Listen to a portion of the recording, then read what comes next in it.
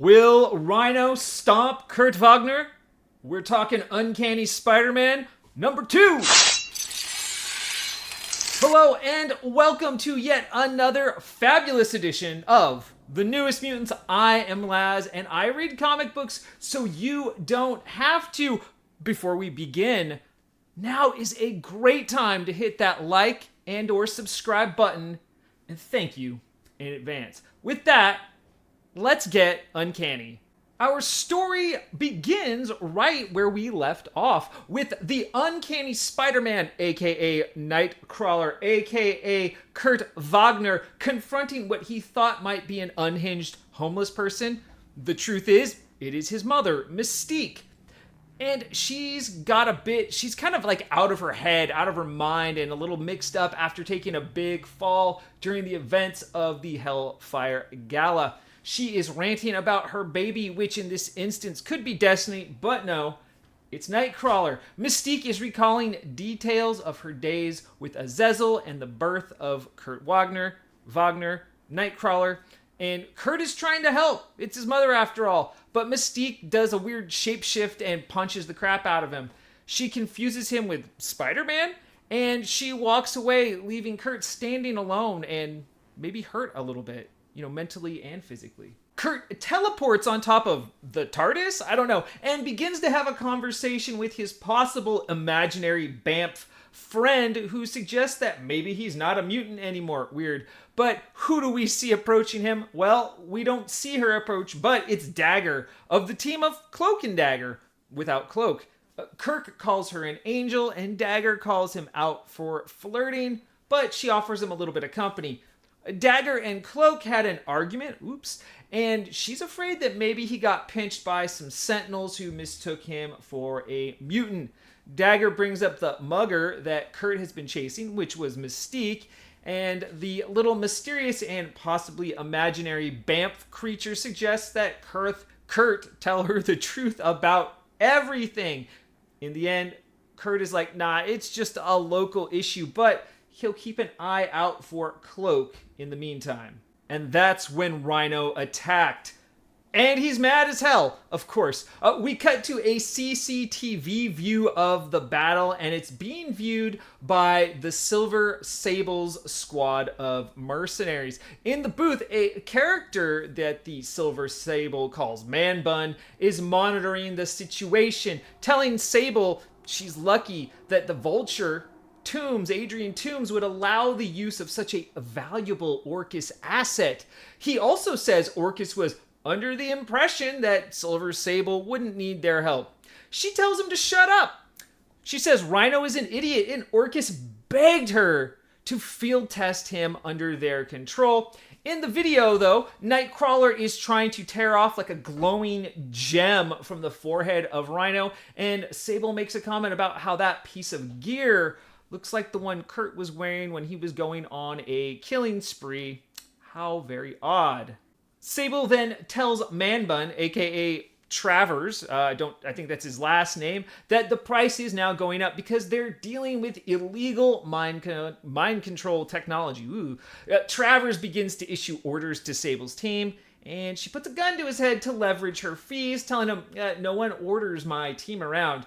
Critical of Orchis's ability to perform fieldwork, she demands Travers transfer control of the RHINO suit to her specifically. Someone makes an order for her team to take a shot on Nightcrawler, which she tells them to belay, but oops, Travers, Man Bun, has her mic muted. Cut now to the live action battle, and Nightcrawler has been shut inside of a field that prohibits his teleportation ability. The Silver Sable team rushes in, and he is attacked by a weird, he's shot with this Dr. Octopus looking device that coils him up. Luckily, Kurt has a magic sword and cuts his way out of it. He gets into a fight then with the Silver Sable herself, and without being able to teleport, she's able to unmask him and lay him out very quickly. That's when RHINO's suit begins to malfunction. Nightcrawler begins a dialogue with Silver Sable, saying he's not her enemy and she's working for fascists. Sable is more concerned about profits. Too bad RHINO is running right through the anti-teleportation field, and Kurt can't teleport out, but he can teleport down. He grabs Silver Sable, and they bamf out of sight. So now they're in the dark and we cannot see them. But Silver Sable and Kurt are conversing. She's still holding his velvety tail, by the way. He remarks on her accent, Simkarian. Kurt's been there as a teenager when he was in the circus. He describes the scene he once witnessed in a forest there, describing in detail the beauty of the forest and the sun rising and how life is good. A light turns on and Sable and Kurt are staring dreamily into one another's eyes, and then Sable pulls a gun on him. There is a big boom and Sable falls right into Kurt's arms, and they kiss. And they keep kissing, and they keep kissing. Then Sable says sorry, still holding on to Kurt's tail. The booming is getting closer and louder, and Sable can't help but focus on Kurt's neck. It doesn't matter. She reveals she wasn't paid to kill Kurt, but to take him in alive. Sable finally focuses and realizes RHINO might be in some sort of pain because of the damage Kurt did to the mind control device. Oops, I just hit my mic. And that he's homing in on the signal. Of course, let's not forget, Sable now has control of the RHINO suit, and he comes crashing in. Sable deactivates the device and tells Nightcrawler to get out since they won't get paid if he gets killed. Kurt says he can manage to teleport 2 people, including himself. Sable asks where she would be taken, and he says, "Where wouldn't I take you?" Very romantic and, very swashbucklery of our boy Nightcrawler, except he wasn't talking about Silver Sable. He wants to teleport RHINO out of there, and he does. And so Kurt teleports RHINO up high, very high, higher than a skyscraper even, and they start falling. Kurt and his little Bamf friend share a quick conversation as Kurt tries to get the mind control device off of RHINO. Bamf is like, "Oh, you want proof you were mind controlled? No one cares because you're a mutant." Kurt ultimately has to leave well enough alone and teleports away. I can't even talk today. He teleports away as RHINO falls on top of the Orchis vehicle that Travers was in, and luckily Man Bun gets out just in time. On the last page, the very last panel, the last thing we see in the entire thing is Silver Sable saying, "Oh, this is going to be a more challenging job than we thought." And that's the book! This is the part of the episode where I like to thank you for making it this far, and I always ask a question. And today's question is, Kurt Wagner, and the Silver Sable? Is this a couple you saw coming? I love when our heroes hook up and get romantic, and I find this pair to be intriguing. We will see where it leads. That being said, who has been your favorite Nightcrawler love interest over the years? Let me know in the comments. But now, back to the Newest Mutants! Now, we always like to give credit where credit is due. First, I never got issue 2, so we'll have to check out the cover here. And it's by Tony Daniel and Sonia Oback. Story by C. Spurrier. Art by Lee Garbett. Color artist is Matt Milla, and our letterer is Mr. Joe Caramagna. As always, our editor-in-chief of Marvel Comics is C.B. Cebulski. All right, it's time for my takeaways. Firstly, I'm not going to talk about Mystique and Nightcrawler. I have an episode on X-Men Blue Origins #1, and my commentary there shall literally speak for itself. You can go check it out. I will make sure that it is linked in this video somehow. That being said, let's move on to some revelations from this episode. First, we know Kurt was probably mind-controlled when he went on a murderous rampage. This all seems to fit with the Orchis mind control tech that was used on RHINO.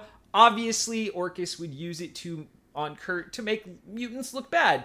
So we got a connection. We know that Kurt's not at fault for his prior, mutant monster rampage killing spree that he went on.